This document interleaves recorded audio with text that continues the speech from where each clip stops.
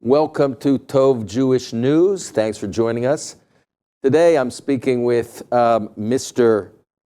Gilad Katz, who is a former Consul General of Israel to the southern United States and also a former advisor to Prime Minister Netanyahu. Thanks for joining us. Shalom to you and to all the viewers. So let's start off. I guess we're really curious as to your opinion.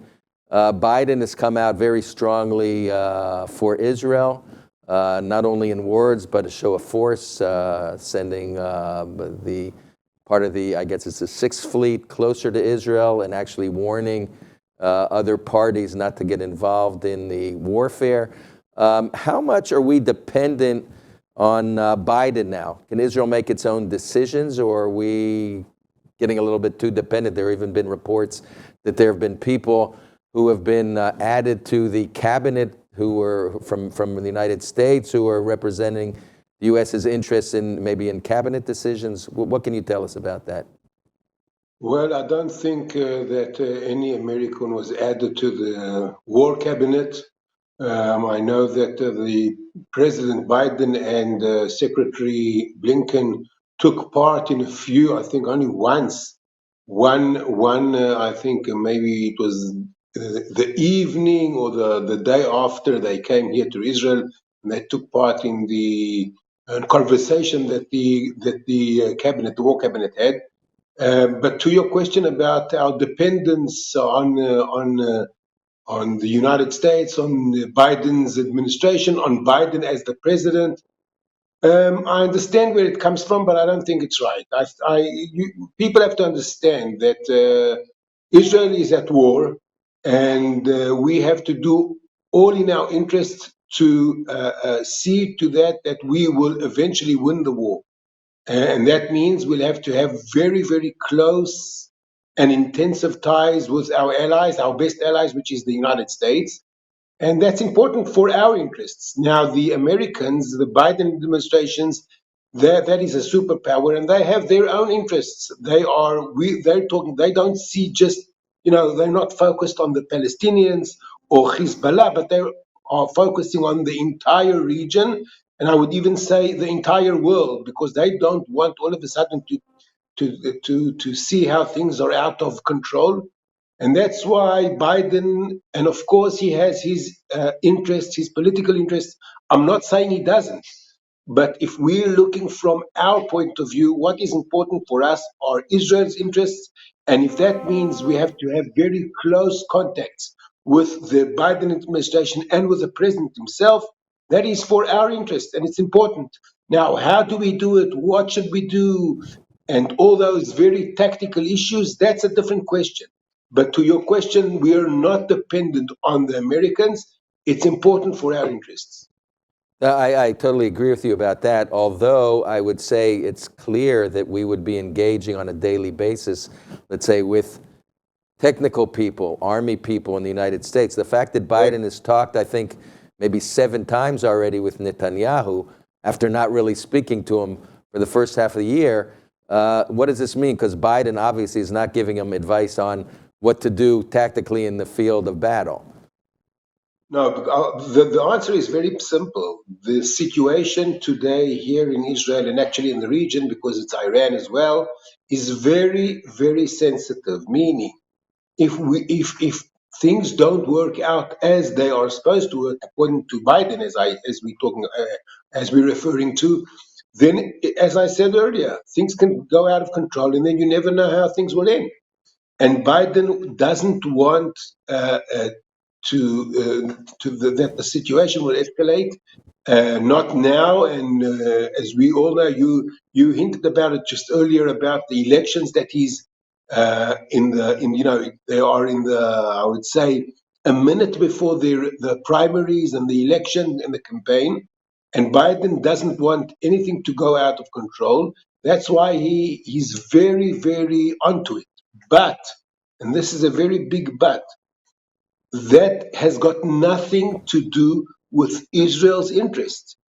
When Prime Minister Netanyahu and the entire government and the army, when they have to take their decisions, they do not take decisions according to what Biden wants us to have the decisions or his political issues. We're taking our decisions according to what we think is necessary for our own benefit and our own interests.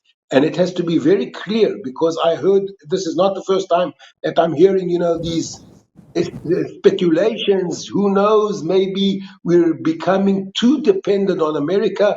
That's not the case. We do need their assistance. As you well know, they are giving us on a regular basis a lot of aid, and that's very important. But when we have to get to the core issues, on those core issues, we take our decisions only according to our interests. That has to be said loud and clear.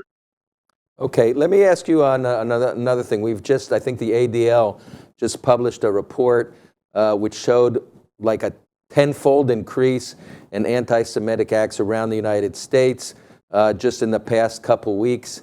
The numbers are almost unbelievable even. What's happening on the ground insofar as what you can tell us about the overall American support, the support for the Palestinians on the other hand, and how much is that going to influence what's happening also in Washington? Up until recently, Washington, was pretty divided, with Republicans being more overly supportive of Israel and the Democrats actually losing support for Israel. What's happening now, both on the Hill and on the ground, cities around the states? What you just mentioned, the last sentence, what you said, I think is accurate. There is a very big difference between what's happening in Washington on the Hill, as you mentioned, and what's happening on the ground in the entire United States. If we're focusing on Washington, on the Capitol, on the Senate and the Congress, then our situation, Israel's situation, is unbelievable. They support us. We're talking about over 90% support from all the representatives, Democrats and Republicans together. We can see that not only do they support us, a few delegations of senators and congressmen have already arrived here. Biden has been here. Blinken has been here. We know that more delegations are on their way. So if we're talking about the decision makers in the United States, in Washington, our situation, I think, has never been better, and I'm not exaggerating. Now, referring to what's happening in the American society, that's a different question altogether. Why? Because the progressive, I would say, interests are mainly in the millennials, meaning the younger you are, the less you know about what's happening in the world, what's happening in Israel, and the less you care about what's happening in the world. And that's why we see more and more, mainly, 18 to 25, 18 to 28, that decade. I agree. We have a problem with that decade. As they grow, we can see the older the people are, the more supportive they are. Now, why is that? Do you think anything will change now with those millennials, for example, after the news is all focused on these atrocities that were committed? I mean, is that something that could... I think what changes is once they leave the universities and they start their own life and start the real life, having to support themselves, building a family, having children. That takes about another decade, and all of a sudden we can see, and this has been going for already for years and years. We know that, and it doesn't surprise us. Once they leave the universities and the hub, where everyone thinks the same, all of a sudden a lot of them change their views, and they become much more. They still, some of them, of course, continue with the progressive ideas, but some of them, the Democrats, they become more, I would say, conservative. They understand that life is much more complicated. They understand that it's not all black and white, and all of a sudden they understand that the Jews, and I'm not talking about Israelis, the Jews, first of all, the Jews, the American Jews, that the American Jews are part and parcel of the American society, and they contribute to the American society, and Israel is an asset for the American society. And all of a sudden, what they thought when they were 18 years old, now they understand that it was all BS. And all of a sudden, it takes time until they really, digest and change their perspective. But we can see in all the polls, once you get to about the age of 30, then you can Things see start the changing. support for Israel Right. starts to change. And once you get to 45, Well, and thinking, 45, and you then they've, see a right. massive support in Israel.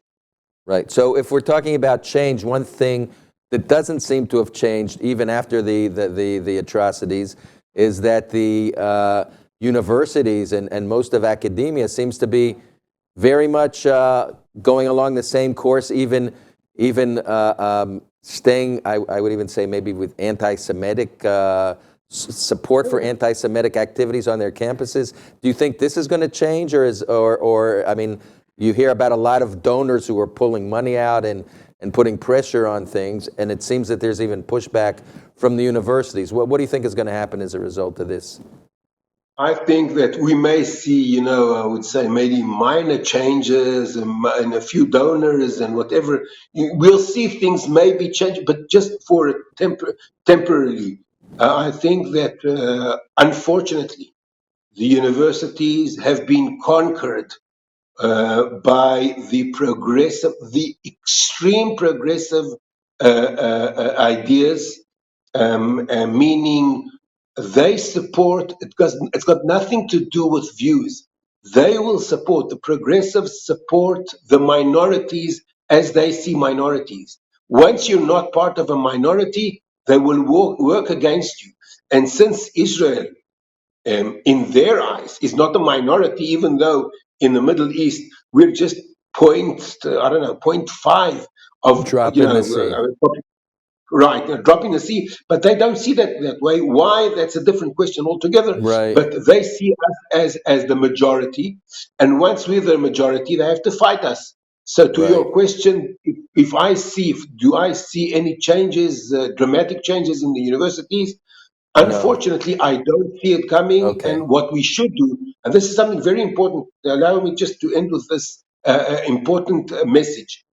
Israel and the Jewish community in America, we have to fight shoulder to shoulder with the Hillel, the Jewish students in all universities, because we see them, first of all, as, of course, one of ours, and they need our help. They need our shoulder. They need our support. We have to fight with them to help them and to give them our sympathy, and they should feel that they're not deserted. But if you're talking about the universities, the academia, unfortunately, I don't see any good news coming out of the academia in the next decade or even more than that. So it looks like even after the war will continue on the campuses.